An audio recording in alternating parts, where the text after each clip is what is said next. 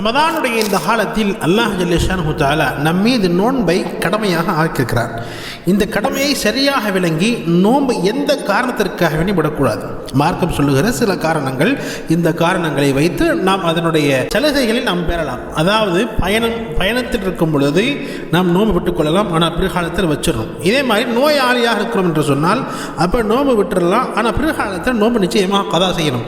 தக்க காரணம் இல்லாமல் யார் நோன்பை விடுகிறார்களோ, ரமதானுடைய காலத்தில் தக்க காரணம் இல்லாமல் ரமதானுடைய காலத்தில் யார் ஒரு நோன்பை விட்டாரோ அதற்கு பரிகாரமாக வாழ்நாள் முழுவதும் அவர் நோன்பு நோற்றாலும் அவர் இழந்ததை பரிபூர்ணப்படுத்த முடியாது என்பதாக நபிகள் நாயகம் ஸல்லல்லாஹு அலைஹி வஸல்லம் அவர்கள் சொன்னதாக திருமிதி ஷரீஃபிலே பதிவாக இருக்கிறது. கண்ணியத்திற்குரியவர்களே, ரமதானுடைய காலத்தில் இந்த நோன்பை தக்க காரணம் இல்லாமல் விடவே கூடாது.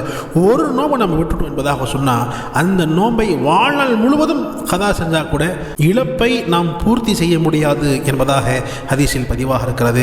வல்ல ரஹ்மான் நம் அனைவருக்கும் இந்த ரமதானுடைய காலங்களில் சரியாக நோன்பு நோக்கக்கூடிய பாக்கியம் அல்லாஹ் நம் அனைவருக்கும் தந்தருள்வானாக. ஆமீன்.